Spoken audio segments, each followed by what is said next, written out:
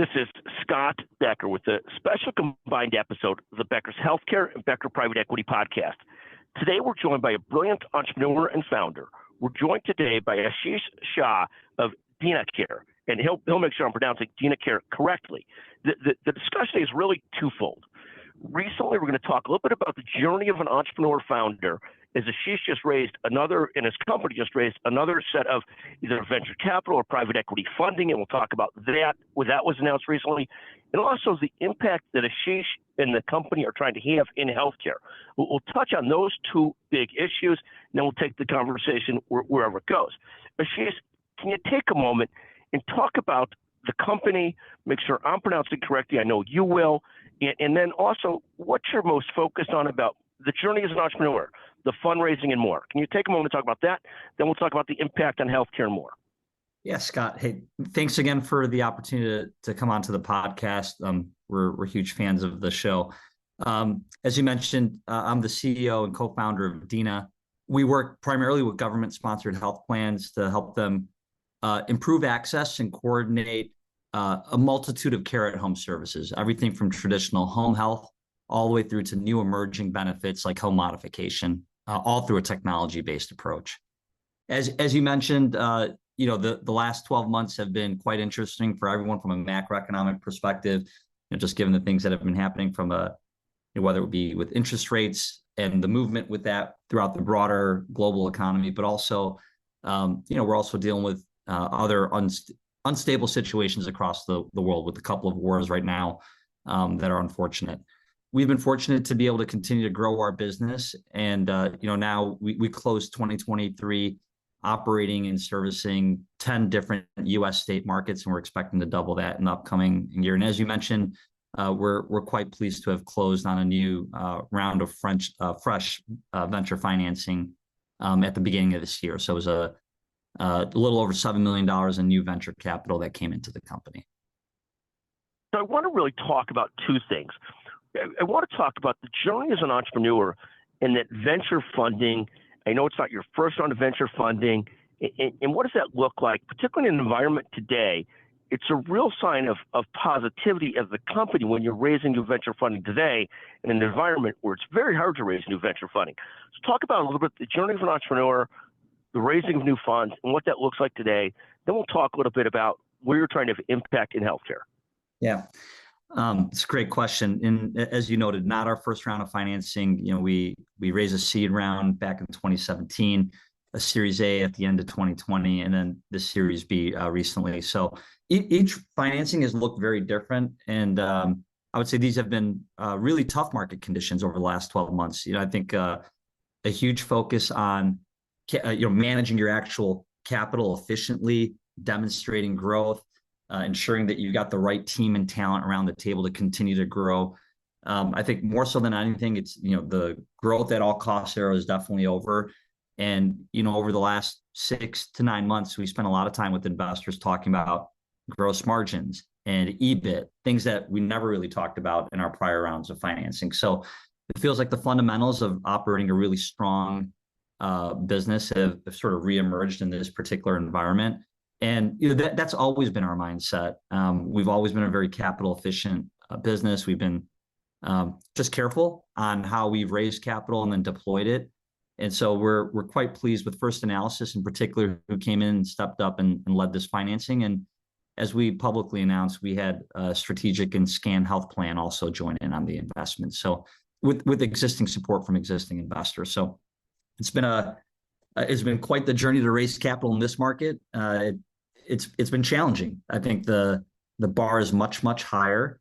But I think also investors are also cognizant that your performance also looks different in a macro environment where there's just a lot of uncertainty as well. So I think the way they evaluate businesses has slightly changed. Thank you. We talk about an entrepreneur's journey often in 5 stages in almost a funnel. Someone has an idea, then somebody actually gets to the next stage of developing a product or service.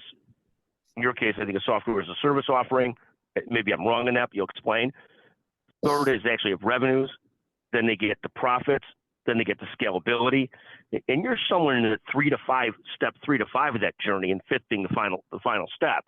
So congratulations, and your focus on actually EBITDA profitability, not just scale and growth, but getting to profitability as well is so important. Any talking about the hardest parts of being an entrepreneur? Do you take one moment on that? Because I know our private equity audience, as well as our healthcare audience, is always interested in talk about the most difficult parts of being an entrepreneur. Yeah, it's such a great question, and also you're right. We're a software as a service business, so we sell a SaaS-based platform into the market, and our customers subscribe to it. Love your stages. I think it starts with really a vision for solving a very big problem in the industry. Being able to break that down into a solution to solve that problem. I think being able to find early people that commit to partnering with you on that journey.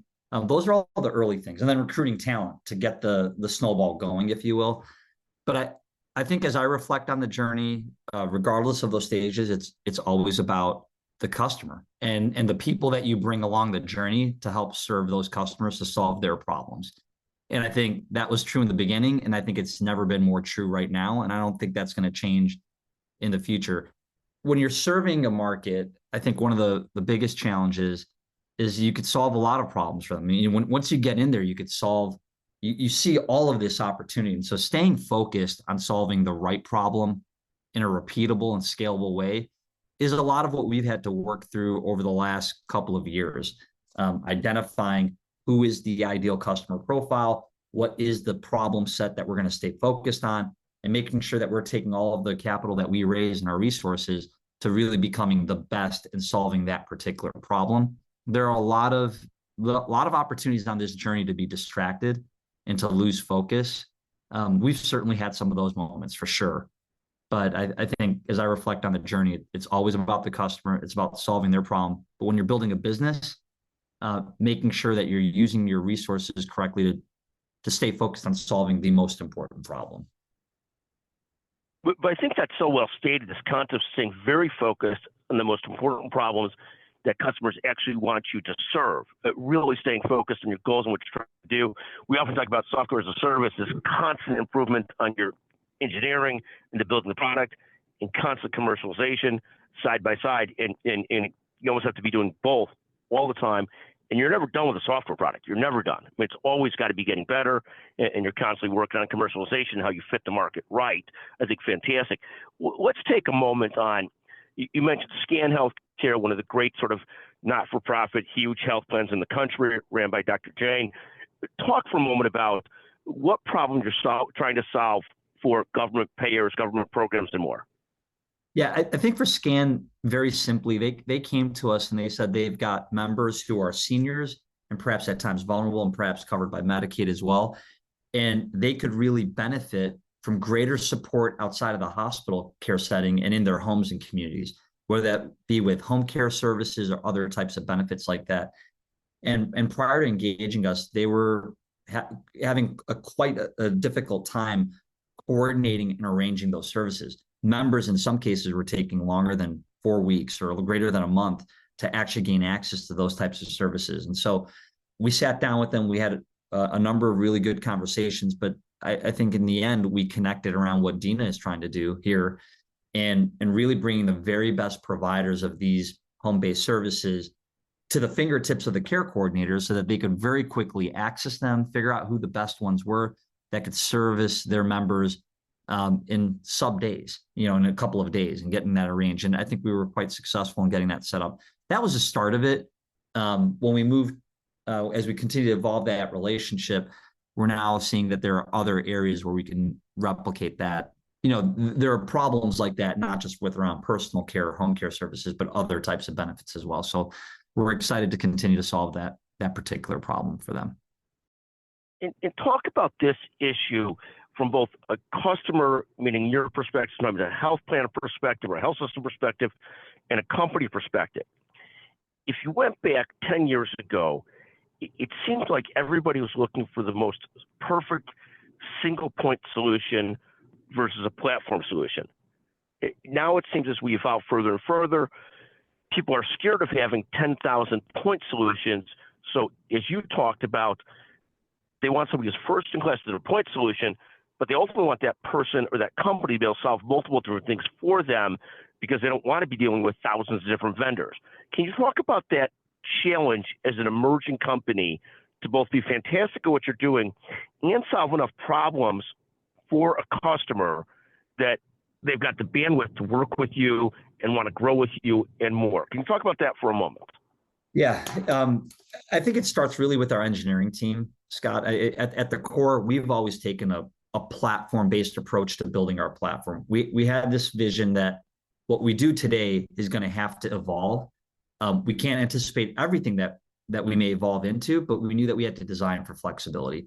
That's played out in our business. As you stated, solving a specific niche problem really, really well is how we've entered into a lot of our customers' environments, but their needs have organically expanded. So somebody may have started with coordinating home care services, but then needed to move to home modification or nutrition to deal with food insecurity and other types of services like that.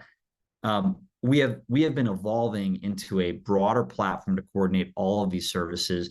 And so integration has to be a core guiding principle for our entire company and our market moving forward. The market is, as you stated, very much looking for a scalable platform-based approach. That doesn't mean that, Scott, we do it all. That means that we know how to partner and integrate with other solutions that are out there to really streamline the experience and journey for our customers. And so it's sometimes that can be misinterpreted where people feel like one company has to do it all. I think the market's looking for a player who's willing to work with everyone that's out there in a really seamless and elegant way that simplifies the buyer's life at the end of the day. That's been much of our interpretation and approach. I think that's going to become even more important. One of the trends that we're watching right now is some of the regulation coming out of Medicare or CMS, specifically around many of these home-based benefits. And there's a call for greater transparency around, are members aware of these benefits? What is the rate at which they're able to access them? But then more importantly, what's the impact on the outcomes and experience for that individual or for that senior? That's a very difficult problem to solve without taking a platform-based approach that integrates with a lot of things in the market. And so it's a really exciting time for Dina and the customers that we're serving right now to help solve that problem. Thank you. I'll ask you one final question, Ashish. So I've known about your company for several years through some of your colleagues and original investors and so forth. I've known you more fully the last couple of years. You're a fantastic entrepreneur and leader that you are. Talk for a moment about what are you most focused on and excited about this year? If you had to look at the one or two things you're most focused on and excited about this year, what would those be? I think we're excited about using this capital to add significant talent to our team that helps us stay really, really focused on solving this problem at scale. It's all about adding new customers. It's about taking this business. Today, we burn a little bit of cash, but we're within line of sight to clearing the EBIT hurdle. And for a company of our stage, I think that's a really important milestone. So crossing over to the other side of it. So adding talent, staying focused and disciplined, adding customers, and making sure that the financial profile of the business is really sound and solid moving forward. That's what we're incredibly focused on. Throughout the journey, Scott, I'm reminded a bit of just some of the early advice that I received before launching the venture. You got to really believe in what you're doing. You have to have a problem that's worth getting out of bed every single day and running hard at. Because as the last 18 months have demonstrated, the market has not been like the prior markets, and there are a lot of challenges. Whether it was COVID, whether it was the post-COVID recovery, whether it's some of the challenges with interest rates, some of the other macroeconomic issues that are out there. If you don't fundamentally believe in what you're doing and want it, it's going to be really difficult to sort of navigate through these moments. So I keep all of that sort of present when we're operating. Ashish, a total pleasure to talk to you again as always. Thank you for joining us on this combined episode of the Becker's Healthcare and Becker Private Equity Podcast. Thank you very much.